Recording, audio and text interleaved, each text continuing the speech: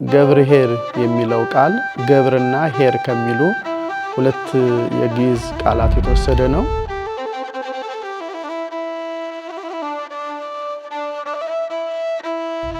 እስመ ከመ ብእሲ ዘይነግድ ወፀዋ አግብርቲሁ ወወሃቦሙ ነዋዮ ይትገበሩ ቦቱ።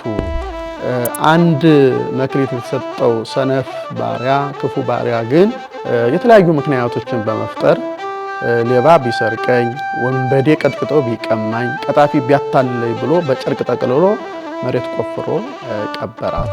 በሌላ በኩል አምስት መክሊት የተባሉት አምስቱ የስሜት ሕዋሳቶቻችን ናቸው።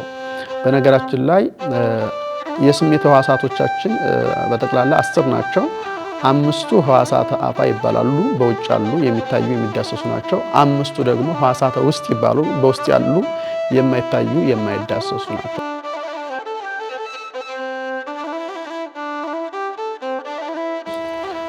በስመ አብ ወወልድ ወመንፈስ ቅዱስ አሐዱ አምላክ አሜን።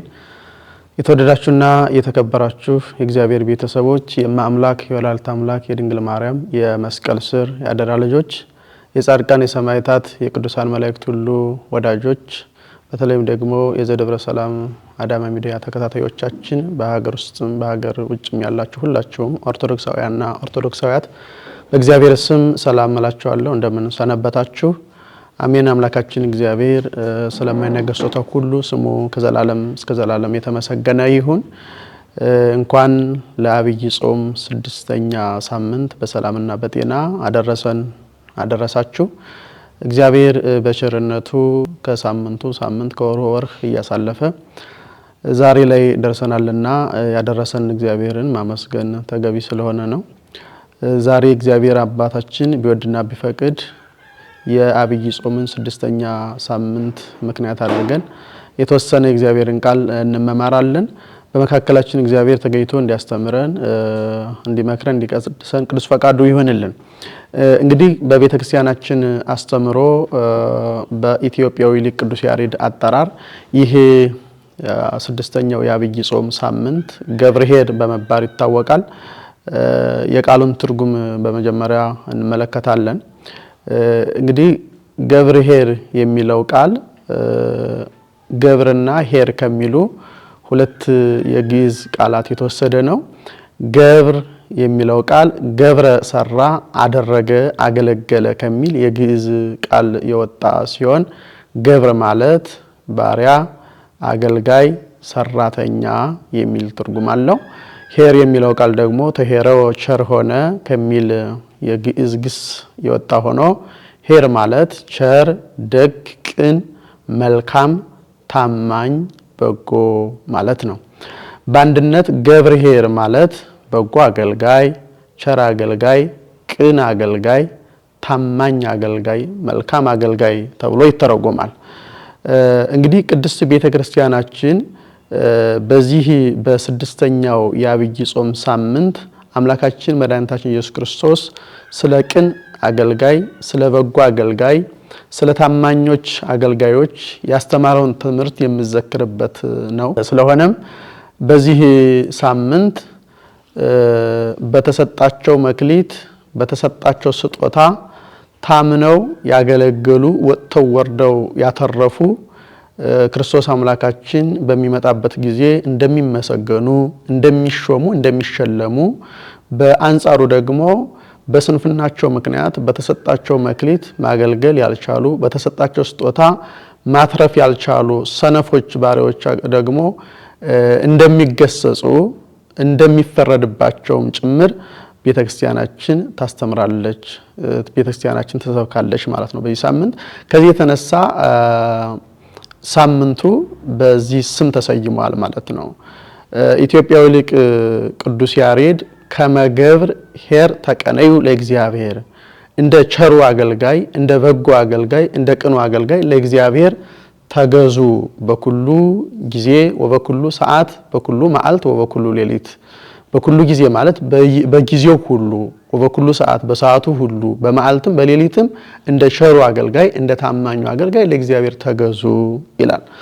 ያ ማለት ምንድነው? በጊዜው ሁሉ በሰዓቱ ሁሉ ማለት ክርስትናችን የፈረቃ ክርስትና እንዳይሆን ነው። በየትኛው ጊዜና ሁኔታ ውስጥ ብንሆን እግዚአብሔርን ከማምለክ ወደ ኋላ እንዳንል ለእግዚአብሔር ከመገዛት ወደ ኋላ እንዳንል ያሳስበናል ማለት ነውና ቤተክርስቲያናችን እንግዲህ አምላካችን መድኃኒታችን ኢየሱስ ክርስቶስ ባስተማረው ትምህርት ላይ ተመርኩዛ ይህን ሳምንት የበጎ አገልጋዮች የበጎ ሰራተኞች የታማኞች መታሰቢያ አድርጋ ገብርኄር ብላ ሰይማለች ማለት ነው። ወደ ትምህርቱ ስንገባ እንግዲህ የታሪኩ መነሻ ወይም የትምህርቱ መነሻ የመጽሐፍ ቅዱስ ክፍል የማቴዎስ ወንጌል ምዕራፍ 25 ቁጥር 14 ጀምሮ የምናገኘው ነው። ቁጥር 14 ላይ እንዲህ ብሎ ነው የሚጀምረው እስመ ከመ ብእሲ ዘይነግድ ወጸዋ አግብርቲሁ ወሃቦሙ ነዋዮ ይትገበሩ ቦቱ ወደ ሩቅ ወይም ወደ ሌላ ሀገር እንደሚሄድ ሰው ባሮቹን ጠርቶ ገንዘቡን እንደሰጣቸው እንዲሁ ይሆናልና ይላል ቁጥር 14 ላይ። በነገራችን ላይ የማቴዎስ ወንጌል ምዕራፍ 25 ከምዕራፍ 24 የቀጠለ የምጽአት ትምህርት ነው። እንዲያውም ሊቃውንት አባቶቻችን ምዕራፍ 24 ስራ ምዕራፍ 25 ደግሞ ደሞዝ ነው ይላሉና ከዚያ የተያዘ ከዚያ የቀጠለ ነው። ቁጥር 13 ላይ እንደሚል ቃል አለ ትግሁ እንከ እስመ ይተአምሩ ዕለታ ወሰዓታ እንተባቲ መጽ ወልደ እጓለ እመሕያው ወልደ እጓለ እመሕያው ክርስቶስ የሚመጣበትን ዕለቱን ሰዓቱን አታውቁምና ተግታችሁ ኑሩ ነቅታችሁ ኑሩ ተዘጋጁ የሚል ትምህርት አለ። ከዚያ ጋር ተይዞ በምሳሌ የተሰጠ ትምህርት ነው ከቁጥር 14 የሚጀምረው። ይህን ከተናገረ በኋላ ተግታችሁ ኑሩ ተዘጋጅታችሁ ኑሩ የሚለውን ትምህርት በምሳሌ ለማስረዳት እስመ ከመ ብእሲ ዘይነግድ ወጸዋ አግብርቲሁ ወሃቦሙ ነዋዮ ይትገበሩ ቦቱ ወደ ሌላ ሀገር እንደሚሄድ ሰው ባሮቹን ጠርቶ ገንዘቡን እንደሰጣቸው እንዲሁ ይሆናልና ተዘጋጅታችሁ ኑሩ ብሎ የምሳሌውን ትምህርት ያስተምረናል። ከዚያም ቦ ለዘውሃቦ 5 መክሊተ 5 መክሊት የሰጠው አለ ወቦ ለዘውሃቦ 2 መክሊተ 2 መክሊትም የሰጠው አለ ወቦ ለዘውሃቦ 1 መክሊተ 1 መክሊትም የሰጠው አለ ወለለ አሐዱ እምኔሆሙ በአምጣነ ይክሉ ለሁሉም እንደያቅማቸው ከሰጣቸው በኋላ ሄደ ይላል። ከዚያ በኋላ እንግዲህ 5 የተሰጠው ትጉህ አገልጋይ ቸራ አገልጋይ ወጥቶ ወርዶ ሌላ 5 አትርፎ 10 አደረገ። 2 የተሰጠውም እንዲሁ ወጥቶ ወርዶ ሌላ 2 አትርፎ 4 አደረገ። 1 መክሊት የተሰጠው ሰነፍ ባሪያ ክፉ ባሪያ ግን የተለያዩ ምክንያቶችን በመፍጠር ሌባ ቢሰርቀኝ ወንበዴ ቀጥቅጦ ቢቀማኝ ቀጣፊ ቢያታልለኝ ብሎ በጨርቅ ጠቅልሎ መሬት ቆፍሮ ቀበራት። ወእምድረ ብዙ መዋዕል መጻ እግዚኦሙ ይላል። ከረጅም ጊዜ በኋላ ጌታቸው አትርፉ ነግዱ አትርፉ ብሎ መክሊቶችን የሰጣቸው ጌታ መጣና ተቆጣጣራቸው ይላል። እና መጥቶ ሲቆጣጣራቸው 5 የተሰጠው 5 መክሊት ሰጥተኸኝ ነበር እነሆ ወጥቼ ወርጄ ሌላ 5 ጨምሬ 10 አድርጌያለሁ ብሎ አበረከተ። ጌታውም ሲያመሰግነው በምስጋና ሲቀበለው ሲሾመው ሲሸልመው እንመለከታለን። ምንድነው ያለው? ገብርኄር ወምእመን ዘበውሁድ ምእመነ ኮንከ ዲበ ብዙ እሰይመከ አንተ ታማኝ በጎ አገልጋይ በጥቂቱ ታምነሃልና በብዙ ሾምሃለሁ አለው ይላል። ሁለተኛውም ተመሳሳይ ነገር ነው የተናገረው። 2 ሰጥተኸኝ ነበር የሰጠኝ 2 መክሊት ነበር ወጥቼ ወርጄ ሌላ 2 መክሊት አትርፌ 4 አድርጌ አምጥቻለሁ አለ። ምስጋናው ተመሳሳይ ነው። ገብርኄር ወምእመን ዘበውሁድ ምእመነ ኮንከ ዲበ ብዙ እሰይመከ በውስተ ፍስሐ ወለእግዚእከ አንተ በጎ ታማኝ ቅን አገልጋይ በጥቂቱ ታምናልና በብዙ ሾምሃለሁ ወደ ጌታ ደስታ ግባ አለው ይላል። 1 መክሊት የተቀበለው ግን ያችን አንዷን መክሊት ከቀበረበት ቦታ ወጥቶ መጥቶ የተናገረው ነገር ደግሞ በጣም የሚያሳዝን ነው። እግዚኦ አምረከ ከመ ብእሲ ድሩክ አንተ አቤቱ አንተ ጨካኝ እንደሆንክ አውቃለሁ። ተአርዝ ዘኢዘራይከ ያልዘራኸውን የምታጭድ ወተስተጋብ ዘኢዘረውከ ያልበተንከውን የምትሰበስብ ጨካኝ እንደሆንክ አውቃለሁ። ስለሆነም ፈርቼ ሌባ ቢሰርቀኝ ወንበዴ ቢቀማኝ ቀጣፊ ቢያታልለኝ ብዬ ፈርቼ መሬት ቆፍሬ ቀብሬያት ነበርና ንሳ መክሊትህን አለው ነው የሚለው። በዚህን ጊዜ ባለቤቱ ባለመክሊቱ ማየት ተአምረኒ ከመብሲ ድሩክ አነ እኔ ጨካኝ እንደሆን ከወዴት ታቀኛለስ? ይህንስ ካወቅ ለምን ትያግባይ ከወርቄ ውስጥ ማይደ ለምን መክሊቴን አልመለስክልኝም? ሌሎች ወጥተው ወርደው ያተርፉበት ነበር፣ ለምን አልመለስክልኝም አለው። ከዚያ በኋላ መልስ የለውምና በሉ ይህን ሰነፍ ባሪያ ይህን የማይጠቅም ባሪያ እጅግሩን አስራቸው አወጣቸው፣ ወደ ጨለማ ክፍል ጣሉት። ጥርስ ማፋጨት ስቃይ ወዳለበት ወደዚያ ጣሉት። ይህን አንዱን መክሊቱንም ለባለ 10 ጨምሩለት። ስመለዘቦ ይሁብዎ ላለው ይሰጠዋል ይጨመረዋልና ለሌለው ግን ያው ያለው ይወሰድበታል፣ እርሱን አወጣችሁ ጣሉት አላቸው ይላል። እንግዲህ የተወደዳችሁ የእግዚአብሔር ቤተሰቦች ይህ ድምጽ የሚሰማችሁ ሁላችሁ የወንጌሉ ንባብ ነው። ወደ ትርጉሙ ስንመለስ በዚህ ታሪክ ውስጥ በዋናነት እንደሰማችሁት 3 አካላት አሉ። አንደኛው ባለመክሊት ነው። ሁለተኛው ደግሞ መክሊቶች አሉ። በሶስተኛ ደረጃ አገልጋዮች ወይም መክሊቱን የተቀበሉ አካላት አሉ። በአንደኛ ላይ ያለውን ስንመለከት ባለመክሊት የተባለው ወይም ደግሞ በባለመክሊቱ የተመሰለው አምላካችን መድኃኒታችን ኢየሱስ ክርስቶስ ነው። ባለመክሊት የተባለው መክሊቶቹ ከእግዚአብሔር የተቀበልናቸው ወይም ከእግዚአብሔር የምናገኛቸው ልዩ ልዩ ስጦታዎች ናቸው። አገልጋዮች ደግሞ እኛን ሁላችንን የሚወክሉ ናቸው። በነገራችን ላይ በዚህ ታሪክ ውስጥ የማይካተት ወይም ደግሞ ይህ ታሪክ የማይመለከተው ማንም አካል የለም። ሁላችንንም ይመለከተናል። አገልጋዮቹ እኛን የሚወክሉ ስለሆኑ ማለት ነው። እና የመጀመሪያውን ስንመለከት የምንረዳው ምንድነው? እንግዲህ ባለመክሊቱ መክሊቱን የሰጠ ስጦታውን የሰጠ እግዚአብሔር ነው። የምሳሌ ትምህርት ስለሆነ እርሱ ነው ብለናልና ከዚህ የምንማረው የመጀመሪያው እግዚአብሔር አባታችን የስጦታዎች ሁሉ መገኛ እንደሆነ እንረዳለን ወይም እንማራለን። የስጦታ ምንጭ፣ የስጦታ ባለቤት፣ ሰጪ መሆኑን እንማራለን። በዚህ በያዕቆብ መልእክት ምዕራፍ 1 ቁጥር 17 ላይ ኩሉ ሀብት ሰናይ ወኩሉ ፍት ፍጹም እምላይሉ ይእቲ ይላል። በጎ ስጦታ ሁሉ ፍጹምም በረከት ሁሉ ከላይ ከእግዚአብሔር ናቸው ይላል። ስለዚህ እግዚአብሔር የስጦታ መገኛ፣ የስጦታ ምንጭ፣ የስጦታ ባለቤት ነው እንደሆነም በዚህ ክፍል ደግሞ እንረዳለን። ሊቁ ቅዱስ ኤጲፋኒዮስም በቅዳሴው ላይ ወሃቢ ዘእንበለ ክልአት ያለመከልከል ሰጪ ይለዋል። ወሃቢ ዘእንበለ ክልአት ያለመከልከል ሰጪ ካለ በኋላ ጸጋዊ ዘእንበለ ደንጽኦ ይላል። ጸጋዊ ዘእንበለ ደንጽኦ ማለት ያለመንፈግ ለጋስ ማለት ነው። እግዚአብሔር አባታችንን ነው እንዲህ ብሎ የሚገልጠው ያለመከልከል ሰጪ ያለመንፈግ ለጋስ ነው ይላል። እግዚአብሔር አባታችን ቢሰጥ የሚያልቅበት ንፍገት የሌለበት ባለጠጋ ነው። እስመ ባኤል እግዚአብሔር ወይአክል ለሁሉ የሚበቃ ባለጸጋ እግዚአብሔር ይለዋል። እኛ ካለን ላይ ብንሰጥ ምናልባት ልናጎል እንችላለን። እግዚአብሔር ግን ቢሰጥ የሚያልቅበት ባለጠጋ ነው እና የስጦታዎች መገኛ፣ የስጦታዎች ሁሉ ምንጭ፣ የስጦታዎች ሁሉ ባለቤት እግዚአብሔር እንደሆነ እንረዳለን ማለት ነው። የመጀመሪያው ከዚህ የምንረዳው እሱን ነው። ሌላው ከንባቡ ወይም ከታሪኩ የምንማረው ያለ ጸጋ ወይም ያለ ስጦታ ወደዚህ ምድር የመጣ ማንም እንደሌለ እናያለን። ሁላችንም ይብዛም ይነስም ከእግዚአብሔር የተቀበልነው ነገር የተሰጠን ነገር አለ። ያለ ስጦታ ያለ መክሊት የተፈጠረ ወደዚህ ምድር የመጣ ማንም የለም። እነዚህ መክሊቶች የሚያሳዩት ይሄንን ነው። እያንዳንዳችን እንደየአቅማችን የተሰጠን መክሊት አለ። እያንዳንዳችን እንደየአቅማችን የተሰጠን ስጦታ ያለ መሆኑን ያስተምረናል።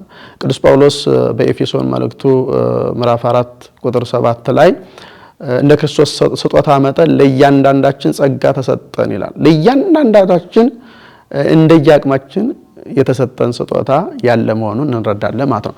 በሶስተኛ ደረጃ ከዚህ ታሪክ የምንማረው የተሰጠን ስጦታ የተሰጠን መክሊት አለ። በተሰጠን መክሊት በተሰጠን ስጦታ ብናተርፍ የምንሾም የምንሸለም መሆናችንን፣ የተሰጠንን ስጦታ ደግሞ ብንቀብር የምንቀጣ መሆናችንን፣ ሞት የሚጠብቀን መሆኑን እንረዳለን ማለት ነው። ይሄ እንግዲህ ከታሪኩ እንደው ከላይ ያለውን ስንመለከት የምናገኘው ነው። መክሊቶቹን ወይም ስጦታዎችን ከተመለከትን ደግሞ አንደኛ ስጦታዎቹ የእግዚአብሔር ስጦታዎች ናቸው ለኛ የተሰጡን። እኛ ተቀባዮች ነን። ተቀባዮች ስለሆንን በተሰጠን ስጦታ መመጻደቅ አይገባንም፣ አያስመካም። ምክንያቱም ከእግዚአብሔር ያገኘነው ነው። ምን ትብከ ዘይነሳይከ እንካለይከ ወምን ትብከ ዘይኮነ ውሁበ ለከ ይላል መጽሐፍ። ከሌላው ያላገኘው ከሌላው ያልተቀበልከው ምን ነገር አለ? ከራሳችን የሆነ ምንም ነገር የለም። እውቀት ከሆነ ስልጣንም ከሆነ ሁሉም ነገር ከእግዚአብሔር የሆነ ነው። እውቀትም ከእግዚአብሔር ያገኘነው ነው። ሀብትም ቢሆን ከእግዚአብሔር ያገኘነው ነው። ስልጣንም ከሆነ ከእግዚአብሔር ያገኘነውና ያለን ነገር ሁሉ ከእግዚአብሔር የሆነ ከእግዚአብሔር ያገኘነው ከእግዚአብሔር የተቀበልነው ስለሆነ የሚያመጻድቅ አይደለም። በሌላ በኩል ወለላ አሃዱ እምኔሆም ባምጣነ ይክሉ ለእያንዳንዱ እንደያቅማቸው ነው የሚለውና የተሰጠን ስጦታ እንደያቅማችን ነው። አሁን ተመልከቱ፣ 5 የተሰጠው አለ፣ 2 የተሰጠው አለ፣ 1 የተሰጠው አለ።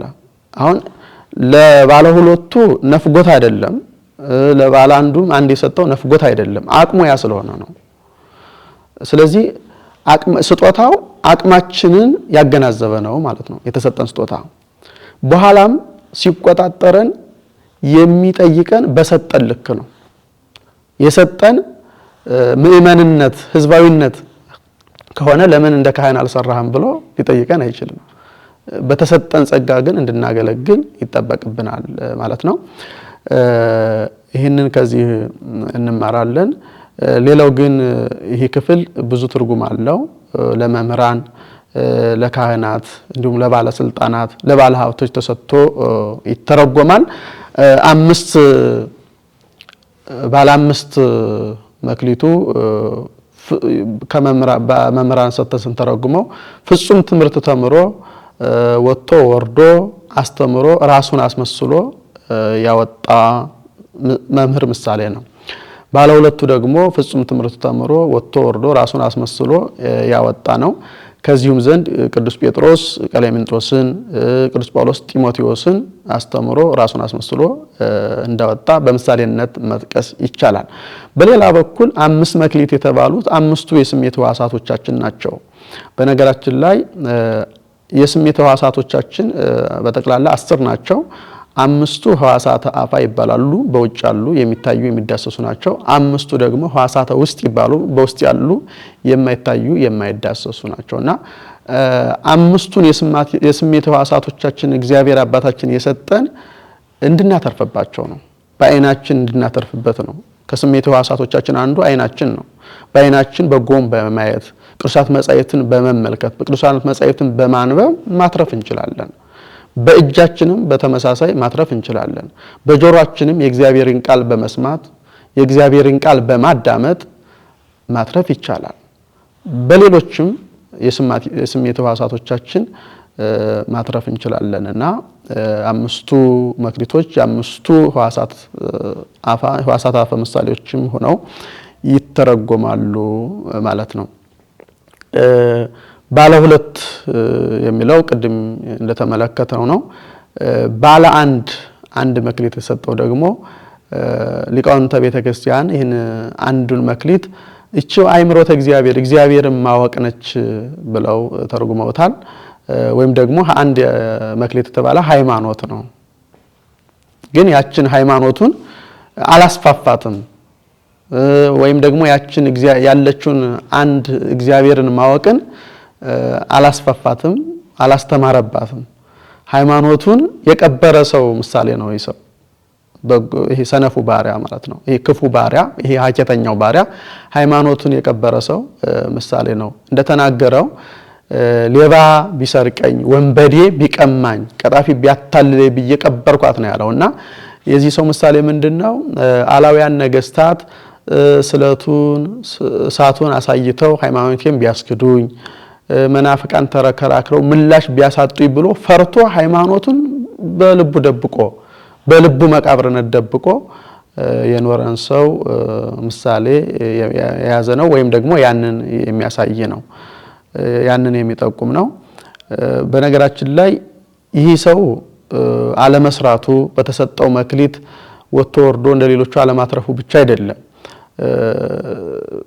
ተሳዳቢነቱ ደግሞ የሚያሳዝነው እሱ ነው መጀመሪያ ሲቀበል አነሰኝ አላለም እንደሌሎቹ በጸጋ ተቀብሎ ነው የሄደው ግን ደግሞ ባለቤቱ መጥቶ በጠየቀው ሰዓት የተናገረው ወይም የሰጠው መልስ እጅግ የሚያሳዝን ነው አንተ ጨካኝ እንደሆንክ አውቃለሁ ነው ያለው ያልዘራውን የምሰበስብ ያልበተንከውን የምሰበስብ ጨካኝ እንደሆንክ አውቃለሁ ነው ያለውና የተናገረው ቃል በራሱ የሚያሳዝን ቃል ነው የተናገረውና በዚህም እጁንና እግሩን አስራችሁ ጣሉት ተብሎ ተፈርዶበታል ይሄ ቃል ነው የተላለፈበት ስለዚህ የተወደዳችሁና የተከበራችሁ ይሄ ድምጽ የሚሰማችሁ ሁላችሁም ኦርቶዶክሳውያንና ኦርቶዶክሳውያት እንግዲህ ይሄ ሳምንት ቤተክርስቲያናችን ሁላችንም በተሰጠነው መክሊት በተሰጠነው ስጦታ ወተን ወርደን እንድናተርፍ ቤተክርስቲያናችን ታስተምረናለችና እንደ ሰነፉ አገልጋይ ሳይሆን እንደ ትጉሁ አገልጋይ እንዲያውም ኢትዮጵያዊ ሊቅ ቅዱስ ያሬድ መኑ ውእቱ ገብርኄር ወምእመን ዘይረክቦ እግዚኡ በምግባረ ሰናይ ወይ ሰይሞ ዲበ ኩሉ ነዋዩ ጌታው በበጎ ስራ የሚያገኘው በገንዘቡ በሀብቱም ላይ ሁሉ የሚሾመው ደግ ባሪያ ደግ አገልጋይ ቅን አገልጋይ ማን ነው ይላል ቅን አገልጋይ ማን ነው ብሎ ከጠየቀ በኋላ ካይበ ይቤሎ እግዚአብሔር ገብርኄር ወምእመን ዘበሁድ ምእመን ኮንከ ዲበ ብዙ ሰይመከ ባ ወስተፍሳው ለግዚከ ዳግመኛም እግዚአብሔር አለው አንተ በጎ ታማኝ አገልጋይ በጥቂት ታምናልና በብዙ ሾመሃለው ወደ ጌታ ደስታ ግባ አለው ይላል በነገራችን ላይ ወንጌሉ ላይ ያለውን ቃል ነው በዜማ እንዲህ ብሎ ያዜመው በጥቂቱ ታምናልና በብዙ ሾመሃለው ተመልከቱ ባለጠጋው አምላካችን እግዚአብሔር በጥቂቱ ስንታመን በብዙ የሚሾም ነው ሌላው የሚደንቀውና ቸርነቱ ይሄ ነው መሾም መሸለም የሚያስደስተው ደስታውንም የሚያጋራ ባለጠጋ አምላክ ነው ያለን በጥቂቱ መታመን የሚለው ሐሳብ በጥቂቱ የተባለው የዚህ ዓለም ኑሮ ነው እንደምታውቁት ሁላችሁ የዚህ ዓለም ኑሮ ወይም የዚህ ዓለም ቆይታችን ጥቂት ነው መጽሐፍ እንደሚነግረን 70 ከበዛም 80 ነው የሚለው ልበ አምላክ ቅዱስ ዳዊት ወመዋዕለ ዓመቲነኒ 70 ክራማት የዘመኖቻችንም እድሜ 70 ነው ወይም መሰ በዝኻ 80 ከዚያም ከፍ ካለ ከበዛ 80 ነው ከዚያ በኋላ ያለው ግን ድካም ህማምን የበዛበት ነው የሚለውና 70 80 ነው የዚህ ዓለም ቆይታችን ስለዚህ ጥቂት ነው የበለጠ በጣም ጥቂት የሚሆነው ደግሞ ከዘላለማዊ ኑሯችን ሲጋር ሲነጻጸር ማለት ነው ያኛው ዓለም ግን እስከ የለው መጨረሻ የለውም ዘላለማዊ ነው ወደ ጌታ ደስታ የምንገባበት የጌታ ደስታ የተባለው ያኛው ዓለም ወይም ደግሞ መንፈሳዊ ዓለም ዘላለማዊ ህይወት ያለበት ኑሮም ዘላለማዊ ነውና